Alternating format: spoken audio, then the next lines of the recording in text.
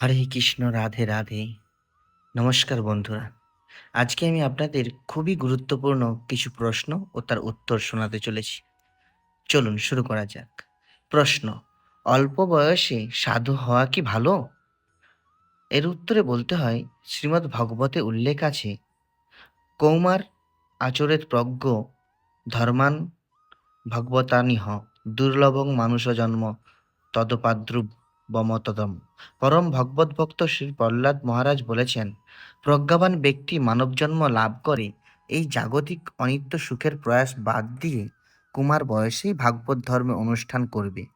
কারণ সংসারে মানবজন্ম অতি দুর্লভ, তা আবার ক্ষণিক, কিন্তু ক্ষণস্থায়ী হলেও ভগবত ভক্তি সাধনায় এই জীবন পরম অর্থপূর্ণ হয়ে ওঠে।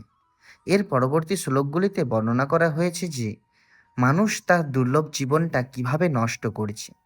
মুগ্ধ বা অজ্ঞান অবস্থায় শৈশবের 10টি বছর কেটে যায়, কৌমার অবস্থায় 10টি বছর খেলাধুলায় কেটে যায়, জড়বিদ্যায় কৈশোর অতিবাহিত হয়, তারপর দুঃখজনক কাম ও মোহে সংসার সুখ ভোগে আসক্ত থেকে কর্তব্য সন্ধান শূন্য অবস্থায় আরও 10 বছর পেরিয়ে যায়। সন্তান ও স্ত্রীর প্রতি আসক্ত চিত্ত ব্যক্তি দৃঢ় স্নেহপাশে বদ্ধ থাকে। সেই অজিতেন্দ্রিয় ভোগী ব্যক্তিরা নিজেদের কোনো সদ্গতির চিন্তা করতে পারে না। তারপর তারা নিছক ইন্দ্রিয় তৃপ্তির উদ্দেশ্যে প্রিয়তম প্রাণকে বিপন্ন করেও টাকা পয়সা উপার্জনের জন্য যত্ন করে। যৌবন ও প্রৌঢ় অবস্থায় এইভাবে আয়ুক্ষয় হয়। এই সব সংসার ভোগাসক্ত ব্যক্তিরা সমস্ত দেশে সমস্ত কালে আদি আত্মিক, আদি ভৌতিক, আদি দৈবিক সমস্ত দুঃখের মধ্যে ক্লিষ্ট হতে থাকে। নানা দুঃখে জর্জরিত হয়ে চিত্ত বিক্ষিপ্ত হয়ে যায়। তখন নানা রকমের পাপ কাজে তারা অগ্রসর হয়। তখন তারা জেনে শুনেও পাপকর্মে লিপ্ত হয়। হিতাহিত জ্ঞানশূন্য অবস্থায় তারা গতানুগতিক পদ্ধতিতে জীবন ক্ষয় করতে থাকে। শ্রী প্রহ্লাদ বলেছেন, এটা আমার, ওটা আমার, এরূপ ভাব পোষণ করে পণ্ডিত ব্যক্তিও অতি আসক্ত হয়ে কুটুম্ব পরিবার পালন করতে করতে আত্মবিষয়ক শুভ পরামর্শ নিতে সমর্থ হয় না, কিন্তু অতি মূর্খের মতো অজ্ঞানতাই লাভ করে এবং কোনো দেশে কোনো কালে জ্ঞানহীন ভগবত বিমুখ ব্যক্তি নিজেকে ভবচক্র থেকে মুক্ত করতে পারে না, অর্থাৎ জন্ম জন্মান্তর ধরে নানা দুঃখপূর্ণ জড়জীবন গ্রহণ করতে থাকে। শ্রীমদ্ ভগবতে পরবর্তী শ্লোকে বলা আছে, কামলম্পট ব্যক্তিরা স্ত্রীদের খেলার হরিণের মতো হয়ে পড়ে। মূর্খরা বশত পুত্র পৌত্র ইত্যাদির প্রতি আসক্তিও তারা ছাড়তে পারে না। শ্রীমদ্ ভগবতে বলা আছে, মিতা সাধারণ কাণ্ড জ্ঞানেও বোঝা যায়। মানুষ তার জীবনের মোট আয়ুর অর্ধাংশ ঘুমিয়েই কাটিয়ে দেয়। দিন হিসাবে কারো বয়স যদি 70 বছর হয়, তবে 35 বছর প্রায় ঘুমিয়েই সে কাটিয়েছে বলা যায়, এবং বাদবাকি তথাকথিত জাগ্রত অবস্থায় সে নানা প্রজল্প, নানা রাজনীতি, কূটনীতি, অনর্থক শয়তানি চিন্তায় কাটিয়ে দেয়। মৃত্যুর দরজায় উপনীত হওয়াকে বার্ধক্য বলে সেই হিসেবে একটি শিশুও বৃদ্ধ, কেননা যে কোনো মুহূর্তেই আমাদের মৃত্যু হতে পারে। আমরা সবাই মৃত্যুর দরজায় দাঁড়িয়ে আছি, ভবিষ্যতের বিশ্বাস নেই, আমরাও অকাল মৃত্যু হতে পারে। বার্ধক্য সবার ভাগ্যে জোটে না। অনেকে মনে করেন এখন যা ইচ্ছা তাই করা যাক, পরে যখন চুল পাকবে, সব কিছু সমস্যা জটিল হয়ে পড়বে, মেজাজ খিটখিটে হবে, দাঁত পড়ে যাবে, চোখে ছানি পড়বে, কান কালা হবে, হাত পা পক্ষাঘাতগ্রস্ত হবে, যখন বিছানায় মলমূত্র ত্যাগ করব এবং কপিত্ত বায়ুতে এই দেহপিণ্ডটা ভর্তি হবে, সকলের অবস্থা ও বিড়ম্বনার কারণ হয়ে দাঁড়াবো, তখন খুব নেচে গেয়ে ভগবানের নাম কীর্তন সাধন ভজন করব। সেই সব কাম পাগলা ব্যক্তি আত্মঘাতী, আত্মপ্রবঞ্চক ছাড়া আর কিছু নয়। তাই হরিবচন একমাত্র মানব জীবনের জন্যই, এবং তাই ছোটবেলা থেকেই বৈদিক পন্থায় জীবন গঠন করতে হয়। তারপর ব্রহ্মচারী কিংবা গৃহস্থ কিংবা সন্ন্যাসী যাই হন না কেন, সর্বদা কৃষ্ণ ভক্তির অনুকূলে থাকাই মূল কথা। এর পরের প্রশ্ন, কি করে বুঝবো সাধন ভজন করলে মৃত্যুর পর ভগবত ধামে যাওয়া যায়? এর উত্তরে বলতে হয়, একজন ছাত্র নিয়ম মতো যদি পড়াশোনা করে চলে, তবে যখন পরীক্ষার দিন উপস্থিত হয় তখন সহজে সে পরীক্ষায় উত্তীর্ণ হতে পারবে। এই ব্যাপারটি যেমন নিশ্চিত, তেমনি সারা জীবন নিয়ম নিষ্ঠার সহিত যিনি ভগবত ভক্তজনা করেন, সেই ভক্ত অবশ্যই জড়জগৎ রূপ পরীক্ষা ক্ষেত্রে সহজে উত্তীর্ণ হয়ে নিত্য ভগবত সেবায় নিয়োজিত হতে পারবেন। এতে সন্দেহের কি আছে? পরম নিয়ন্তা ভগবান শ্রীকৃষ্ণ বলেছেন, অনিত্য মসুখং লোকমিমং প্রাপ্য ভজস্ব মাম। অর্থাৎ, যখন এই অনিত্য দুঃখময় মর্তলোকে মানুষ্যদের কারণ ধারণ করেছ, তখন আমাকেই ভজনা করো। এবং যখন কেউ কৃষ্ণ ভাবনায় নিযুক্ত থাকে, কৃষ্ণ সেবায় সর্বদা যুক্ত থাকে, তার গতি কি হয়? শ্রীকৃষ্ণ বলেছেন, মামে বৈশ্যসি যুক্তৈবমাত্মানং মৎপরায়ণ। অর্থাৎ সম্পূর্ণরূপে আমাকে আশ্রয় করে তুমি অবশ্যই আমাকে লাভ করবে।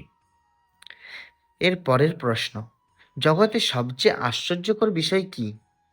এর উত্তরে বলতে হয়, ধর্মপুত্র শ্রীভদ্রস্ব বার উক্তি দিয়ে শ্রীমদ্ ভাগবতে বলা হয়েছে, আহা, কি আশ্চর্য এই সব মানুষ!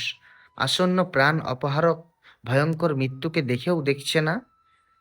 মৃত পিতা বা মৃত পুত্রকে দাহ করে এসে তারা মৃতের ধন সম্পত্তি দ্বারা অতি তুচ্ছ বিষয় সুখভোগ করবার আশায় জীবন ধারণ করে থাকতে ইচ্ছা করছে। মানুষ ভাবছে সবাই মরে গেলেও আমি মরব না। এই বিষম মূর্খামির জন্যই মানুষ মৃত্যুর জন্য প্রস্তুত হয় না। ভগবানের পাদপদ্মে তার মতি হয় না। সে কেবল দুঃখময় জগতে সুখভোগের অন্ধ আশায় জীবন কাটিয়েই যায়। এটাই সবচেয়ে আশ্চর্যকর। যুধিষ্ঠির মহারাজও বকরূপী ধর্মের অনুরূপ একটি প্রশ্নে এই রকমই উত্তর দিয়েছিলেন। এর পরের প্রশ্ন, কলিযুগের বর্তমান বয়স কত, আর কত বছর থাকবে? এর উত্তরে বলতে হয়, কুরুক্ষেত্র যুদ্ধের পর মহারাজ পরীক্ষিতের রাজত্বকালের মধ্যে কলিযুগ শুরু হয়েছে। বর্তমানে 5,000 বছর গত হয়েছে। সুতরাং কলিযুগের আরও 4,27,000 বছর বাকি রয়েছে। এর পরের প্রশ্ন, জড়জগতের মানুষ সাধারণত কিসে আগ্রহী? তারা কি ভক্তিতে বেশি আগ্রহী বলে আপনার মনে হয়? এর উত্তরে বলতে হয়, অধিকাংশ মানুষই ধনসম্পদ ও ইন্দ্রিয় তৃপ্তির প্রতি আগ্রহী। তাদের একমাত্র লক্ষ্য হচ্ছে যথাসম্ভব ধন উপার্জন করা এবং ইন্দ্রিয় তৃপ্তির জন্য তা ব্যয় করা। অধিকাংশ মানুষ ভক্তিতে অর্থাৎ ভগবত সেবায় আগ্রহী নয়, বিষয় ভোগ বাসনায় আগ্রহী। বিষয়াসক্ত ব্যক্তিদের কার্যকলাপ শ্রীল সুখদেব গোস্বামী বর্ণনা করেছেন, নিদ্রয়া হিহতে নক্তং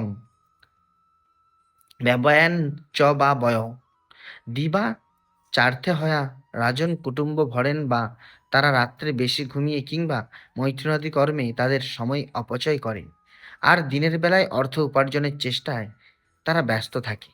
তারা উপার্জিত অর্থ পরিবার পোষণের জন্য নিয়োগ করে। এভাবে দিনরাত ক্রমশ শেষ হয়ে যায়, জীবনের আয়ু শেষ হয়ে যায়। শ্রীল প্রভুপাদ বলেছেন, এই প্রকার ব্যক্তিরা কখনো জীবনের মাহাত্ম্য বুঝতেও চেষ্টা করে না। ভগবান কে, জীবাত্মা কি, ভগবানের সঙ্গে কি সম্পর্ক ইত্যাদি সম্বন্ধে তারা কখনো ভেবে দেখে না। এর পরের প্রশ্ন, আমরা কৃষ্ণ কথা আলোচনা করতে ভালোবাসি, কিন্তু আমাদের অঞ্চলের মানুষেরা খেলোয়াড়, চিত্রতারকা, অভিনেতা ইত্যাদি লোকের সম্বন্ধে বেশি আগ্রহী। আমরা যখন তাদের কৃষ্ণ কথা বলতে ইচ্ছা করি, তখন তারা সময় নেই বলেই সরে পড়তে চায়। কি কর্তব্য? এর উত্তরে বলতে হয়, শ্রীল ভক্তি সিদ্ধান্ত সরস্বতী গোস্বামী প্রভুপাদ বলেছিলেন, কেউ যদি কৃষ্ণ কথা না শুনতে চায়, তবুও কৃষ্ণ কথা কীর্তন করো, চার দেওয়াল শুনবে, তাতেও কাজ হবে। কৃষ্ণ কথা, কৃষ্ণ চিন্তা বিফল হয় না। শ্রীমদ্ ভগবত প্রবক্তা শ্রীল সুখদেব গোস্বামী বলেছিলেন, কারা কৃষ্ণ কথা শুনবে না? যারা কুকুর, শূকর, উট ও গর্দভের মতো, তারা কি কথা শুনবে? তারা শুনবে। যেসব মানুষেরা কুকুর, শূকর, উট ও গর্দভের মতো, তাদেরই কথা। সবিরক্ত রাষ্ট্রহত্যে সংহত পুরুষ পশু ন যৎকর্ম পথে পেতজাতু নাম গদাসী সবিট বরাহ উষ্ট্র ও গর্দভের মতো মানুষেরা তাদের স্তুতি বা প্রশংসা করতে থাকে, যারা সমস্ত অশুভ থেকে উদ্ধারকারী ভগবান শ্রীকৃষ্ণের বিদ্যলীলা কথা কখনো শ্রবণ করে না। ভক্তরা শ্রীকৃষ্ণ চৈতন্য মহাপ্রভুর নির্দেশ মেনে চলবেন। মহাপ্রভু বলেছেন, যারে দেখো তারে কহ কৃষ্ণ উপদেশ। তারপর ঐকান্তিক ভক্তকে লক্ষ্য করে সমাজের মানুষেরা অবশ্যই কৃষ্ণ ভবনামৃত গ্রহণে এগিয়ে আসবেন এবং মহাপ্রভুর কৃপাশীর্বাদ লাভ করবেন। ক্ষেত্র বিশেষে কতকগুলো প্রয়োগ পদ্ধতি রয়েছে। যেমন বিদেশে শ্রীল প্রভুপাদের এক শিষ্যা বাজার থেকে ভিক্ষে করে কিংবা বাজার থেকে বাজার শেষে কিছু কিছু শাকসবজি কুড়িয়ে এনে সুন্দর করে ধুয়ে রান্না করতেন। তারপর কৃষ্ণকে ভোগ নিবেদন করতেন। সেই কৃষ্ণ প্রসাদ বিতরণ করতেন। যারাই প্রসাদ পেতে আসতো তারাই ভক্ত হয়ে যেত। এরপর তারা কৃষ্ণ কথা, কৃষ্ণ সেবা ও কৃষ্ণ প্রসাদ বিতরণে নিযুক্ত হয়ে যেত।